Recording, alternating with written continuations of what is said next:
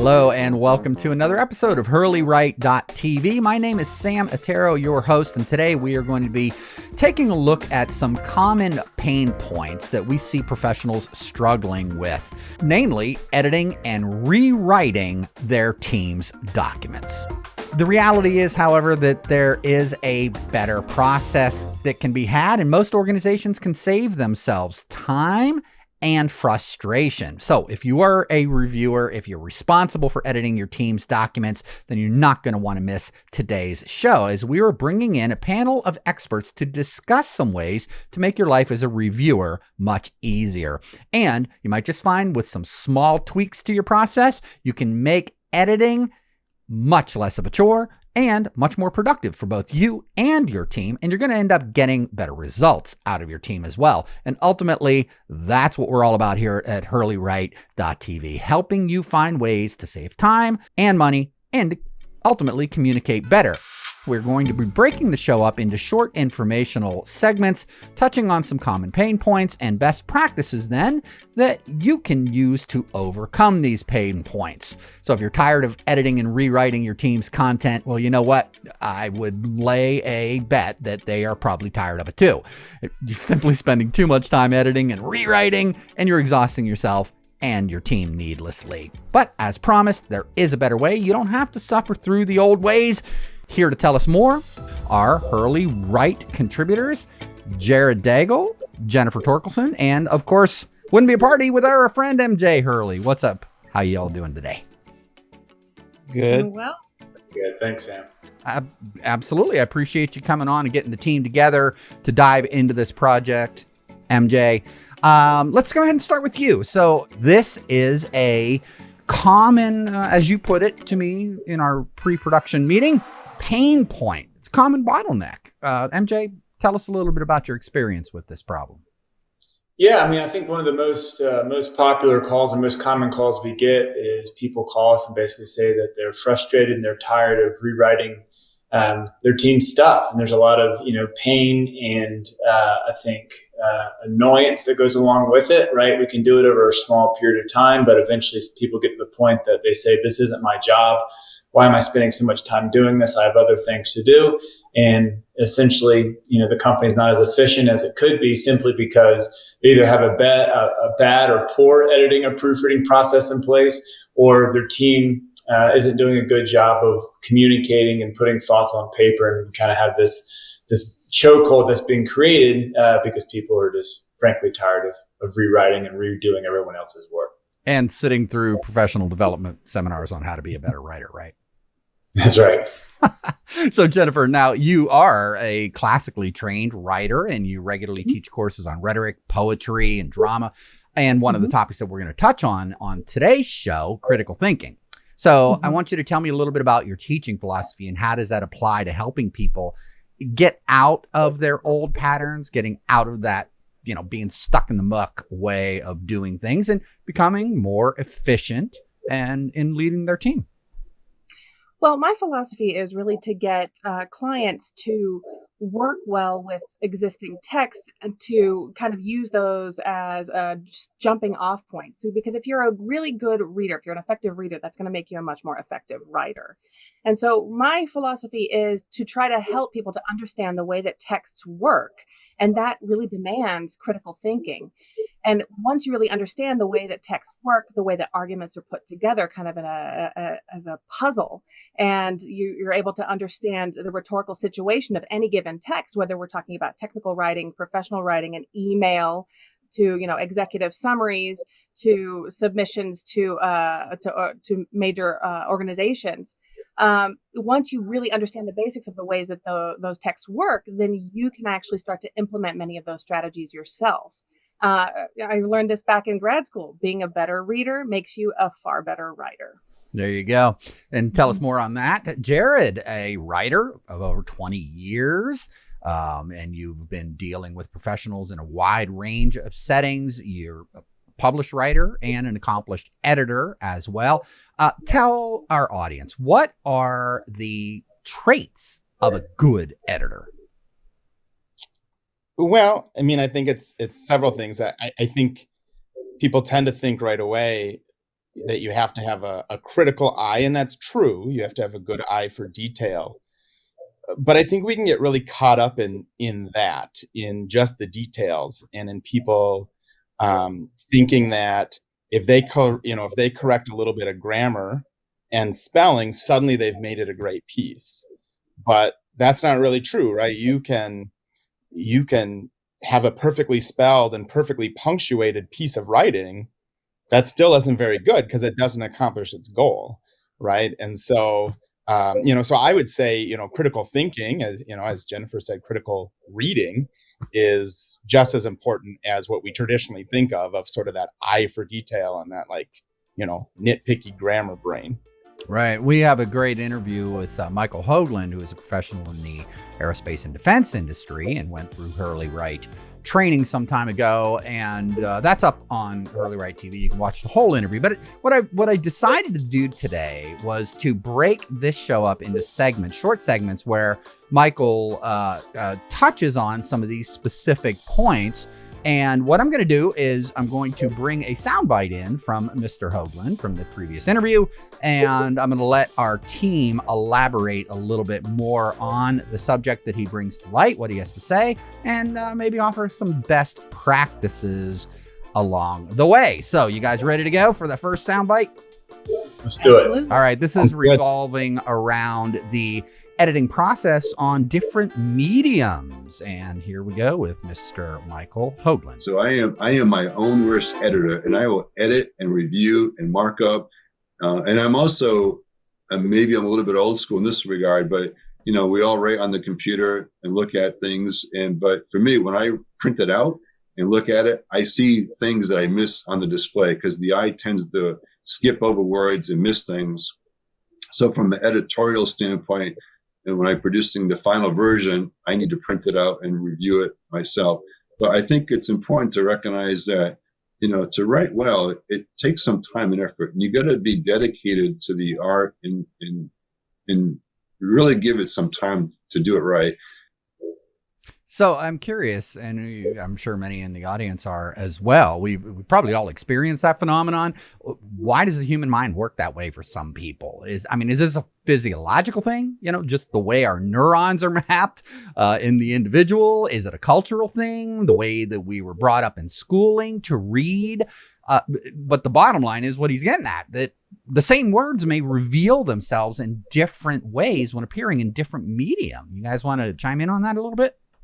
Yeah, I think it's a combination of both cultural issues and physiological or neurological issues. There have been studies done that have indicated that when we are actually writing by hand or looking at a document on paper, that our brains tend to process things a little more rapidly. And so you have a different perspective and a different perception of things than you do when you're looking at something on a digital platform, because we tend to look at those things and not process quite as much. I mean, there was a fabulous piece that came out on NPR, I think it was last year, talking about the relationship between processing and actually writing by hand as opposed to looking at things on a computer, where we tend to want to do more and it actually ends up becoming a stumbling block to us. So I think it's valuable to change the medium whenever possible, especially if you feel like you are getting stuck in a rut and you might be missing things. Change that medium because it'll change the way you see things. It'll change the way that you think. Great. I'm seeing Jared nodding. You want to concur with what she has to say? Yeah, totally agree with what Jennifer said. And I think also, she was talking about the studies on the processing when we're writing. There's also great research on how our brains have changed in part as a result of, web-based reading, which is what most of us do now. And I'm not here, I'm not here to rip on the internet or anything like that. But if you think about how we typically process information when we're looking at a computer screen, is we type in a search query and then we're scanning a website really quickly to try to find the answer, right? And so our brains become accustomed that when I'm looking at a screen, I'm not reading carefully anymore. I should be, skimming for information. So our brain is programmed to think differently about text on paper. We have a different association with that than we do with things on a computer screen. I love those comments that they made. I actually didn't know about a lot of the research that Jennifer suggested. That was really good. To me, it kind of suggests two things. One, a lot of the people that we work with, they are being tasked as editors and reviewers, but they've never really been trained on how to edit or how to review. And so one of the things that we see a lot and that people miss stuff commonly is because what they're looking for, or I guess a better way to say it, they don't know what they're looking for. They start diving in, as Jared alluded to earlier, they start trying to fix the grammar and the kind of typo issue. And those aren't really the things that are the most important, or they're going to change the document. So a lot of times we miss stuff because we're just looking for the wrong stuff. And the other piece of this, anytime that we are continually or constantly working on the same medium, we often assume things are there. And so one of the things that they suggest when proofreading or editing is switching that format to almost trick your brain to see things differently. So if you're obviously looking on a screen, printing it off works really well for some people. Some people even like reading it out loud because it's all about tricking your brain and kind of seeing it in a new light. Very good. All right, let's go to the second soundbite, and we'll start. Wait, Sam, yeah. we're such talkative people. We keep interrupting you. Huh? We're such talkative people. No, I don't mind. I mean, we could spend a whole show on this. We've just got a bunch of content that we want to get through. And of course, if those of you out there watching and you want to get hold of the experts here at Hurley Wright, I mean, that's what we're here for. In fact, if you want to come on the show and have a vibrant discussion with our team anytime, I mean, more the merrier. And if we can involve the audience, great. So Jared, real quick, you want to touch on that and follow up with MJ real quick, and we'll move to the second soundbite, which is talking about time investment. Go ahead. Yeah, I mean, Michael just said something that it was almost a throwaway at the beginning, but he said he's a bad editor of his own writing. And I think that's another important element here. Part of switching it up is not always, it's hard to edit your own writing. It's usually easier to edit somebody else's because your own, you already kind of know what you were trying to say. And so I just thought that was an interesting point that he made again at the beginning, almost really quickly before he moved into the electronic piece. Sure. Let's go on to his next soundbite, talking about what he was alluding to in the previous one, the time investment. And I also have observed over time that if I'm writing a bigger document, and my brain thinks about it, may think about it for hours or even days, is something happens in the back of one's brain about percolating different ideas and thoughts. And then when I sit down to write it, it's a much better, free-flowing, kind of easy way to write because my brain has been thinking about it in the background. Sound advice. MJ, let's go ahead and start with you on that one. Your thoughts on some best practices to better manage your time. Deadlines. Got to get the team moving. How do you make this happen? I always think it's funny when we talk to good writers. They often go through a similar process, but they often can't put their finger on what that process is. And so there's been a lot of research that supported that there's a direct correlation between good writing and good thinking. What a lot of people do is, frankly, they don't like to write. So they often procrastinate. They often put it off. And then, to your point about a deadline, I know it's due at 5 o'clock today. So most people try to put it off as long as possible and then start it, after lunch at 3. And the reality is you don't even give yourself a chance to write anything that's good because you haven't given yourself the time to think about it. So his process was really interesting. He gives himself time he might not be sitting down and putting words on paper, but those critical thinking skills are working before he actually starts writing. Jennifer, you're nodding. You want to jump in on that? Oh, yeah, I completely agree. I mean, I learned this the hard way in my own writing process because I tend to be a perfectionist. And I think perfectionists tend to procrastinate as well. And that really puts you in a bind and under a lot of pressure at the end. And so I learned through my own experiences that even when you're not actually writing, you still are doing some work in thinking. That is a part of the writing process for sure. But I'm now a wholehearted advocate of setting up a daily writing time and being able to maybe set aside 20 minutes every day, have the same spot, the same, writing utensils, and just sit and write. And then those ideas that you've been percolating, as Michael mentioned earlier in his soundbite, those ideas that have been percolating will start to come out on paper. And then it actually helps you. It helps to encourage the thinking process, particularly when that 20 minutes is up, maybe stop, step away, do a different task, and then come back and do another 20 minutes of writing. It's called the Pomodoro technique, and it is truly helpful in getting things done when you're having trouble doing that. Wow, this is great stuff. I appreciate you guys moving along with me at breakneck speed here. Jared, we're going to go ahead and go to you for the next soundbite.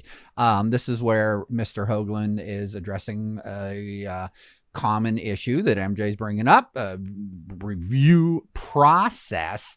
But, you know, it isn't always on the reviewer, right? I mean, let's face it. Sometimes your team needs to step up their game and brush up on their skills. But as an editor, you have to know how to pull the best out of your team. Redlining and fixing their documents for them isn't always the best solution. And ultimately, it doesn't solve the problem. Let's go to Mr. Hoagland for another commentary, and then we'll come back to Jared on this. One of the things that I've observed over my life is the ability to be curious and ask questions of other people if you're conversing with them or presenting, but also to just sort of validate if whatever the concern may be. So if you're responding to somebody who's written to you, validating and recognizing that they have maybe a legitimate concern that it should be acknowledged, but then you go on to make your point and make your case. So I think, trying to build that rapport in communications is an important thing to be aware of. And it gets back into the messaging, who the stakeholders are. Are they a skimmer? Are they a bottom line person? Are they into the details? Somehow you got to create your writing document in such a way that will address the different needs and interests of who may be reading the document. So there's a lot of moving parts there. We have the editor who is managing the process, who needs to be a good communicator with their team. They need to be able to understand and get into the head of the writer a bit. The writer needs to be taking a look at these solid points to become a better writer. What's the best approach to this overall hurdle, especially when you're facing down hard deadlines? Jared, let's go to you. I really like what he said about asking questions. There's lots of reasons why people or teams might not have some kind of review process in place, whether that's time or whether it's because they feel like they have somebody else whose job it is to do it, so to speak, or because they don't have a culture of trust. But two of the biggest reasons why teams don't do it is because they worry they don't have the expertise. So people think, I can't give anybody else feedback because I'm not an expert writer. Or they worry, I am an expert and I'm going to sound like a condescending jerk to other people when I tell them that, their writing is better. And I think questions answer both of those, right? Then you're simply asking questions like, well, what did you mean by this? Because as a reader, here's how I'm reading it. Is that what you meant? That's gentle. It's not condescending, but it's also, you don't have to be an expert writer. You simply have to respond the way that the audience would respond, because that's what's beautiful about being the reader. Yeah, we're getting some positive feedback from our team here as they're nodding in agreement with you. MJ, you want to elaborate on Jared's points?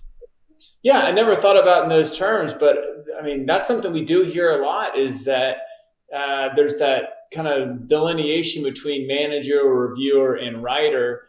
And, we have heard before people, I don't want to hurt someone's feelings or something like that. But what often people do is they get in a habit of, to your point earlier, they redline and they just rework it and they rewrite it, often without even having a conversation with the original writer to make sure that is what they were saying.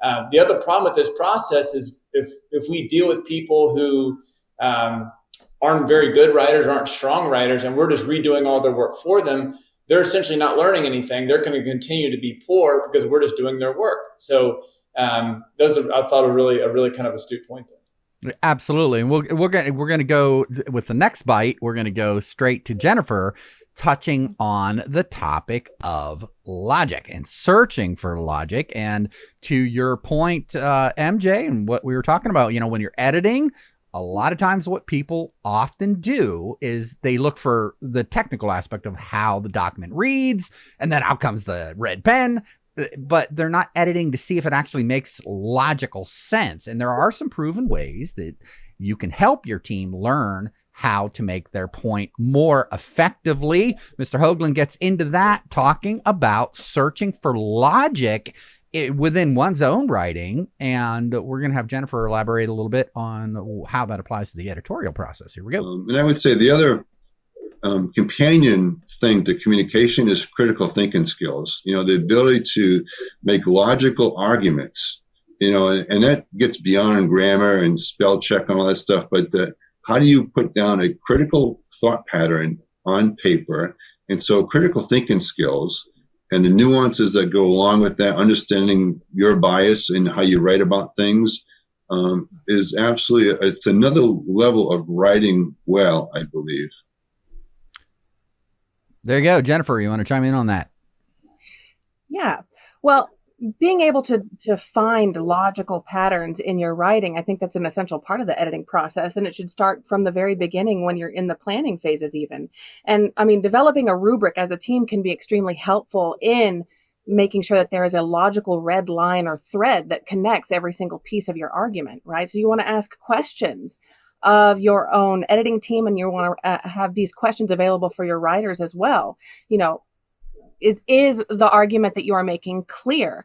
Do you have enough evidence to support that argument? How do the different sections of your document work together to contribute to your argument? And if you're finding that when you're doing these higher level types of thinking, these higher level discussions, if you're not finding that these pieces work together, then you can actually try to find a way to rework it so that they do. And you want to make sure that anything that you're including in your professional and technical writing contributes directly to the message that you want your readers to take away, and it contributes to whatever your desired outcome for that document might be. Great stuff. And in the interview, Michael talks a little bit about the structure of the document. And a lot of people, when they write, they save their key point and what they want their audience to come away with, or their persuasive attempt for the end of the document. Put it in the middle, put it at the beginning, right? Jared, you want to get going on that? Yeah. I mean, and in fact, as we were talking about the modern brain being wired to skim for a lot of reasons, you probably want to put it in several spots, right? I mean, we usually talk about the beginning, the end, and, referencing it in the middle, right? I mean, you want it to be really clear. And MJ, you talk a lot about skimmers. You want to touch on that real quick, and then we'll wrap this up. Yeah, I mean, the skimmer conversation's real, but I mean, I think back to Hoagland's point, we as people expect information to be laid out in a very specific way. And if it's not organized in a way that makes logical sense, readers are going to perhaps come to the incorrect conclusion. We do these exercises in class all the time where we scramble up different sentences and we see how it affects kind of the cognition and the comprehension of an idea simply based on where the material is placed. So it is crucial as editors and reviewers that we know what a logical argument looks like. Not that does it reads well, but does it make sense logically? Is the reader doing or thinking or coming to the conclusion we needed to come to? And if it's not in a very specific order, we risk that. Great stuff. Thank you so much for coming on today, sharing your expertise with us. Closing thoughts, and then we'll wrap the show up. My thing would be as a teams, have an editing process, know what to look for. Don't dive right into editing to looking for grammar issues, and please quit fixing your team's stuff. There's a better, more effective process out there. All right, Jennifer? I would say try to start the editing process early on in the writing process itself. Get some feedback from your team members, your colleagues on the work that you're doing at the beginning of the process. That way you don't end up throwing away whole sections that you've been working over tirelessly. Excellent. And Jared, give you the final word. I'm simply, biggest takeaway is I can't believe MJ thought that, was surprised that my point was astute, since all my points are astute. Great stuff. Thank you again so much for coming on. This was a lot of fun. I'm looking forward to doing some more of this. Thank you very much. Thank you for having us. And there you have it. Another episode of HurleyWrite.tv in the digital bag, as we say. If you would like to contact us, come on the show, share your expertise, or come on as a guest and maybe do some live learning sessions, that would be fabulous. Hit me up at info@HurleyWrite.com. My name is Sam Otero. For everybody at Hurley Write, I want to thank you so much for tuning in and remind you to like, share, and subscribe and all that good fun stuff. Smash that like button and forward our content to your professional networks and, of course, your friends as well. Thanks so much for tuning into this episode of HurleyWright.tv. We will see you next time around. I'm Atero, and I'm out. Take care.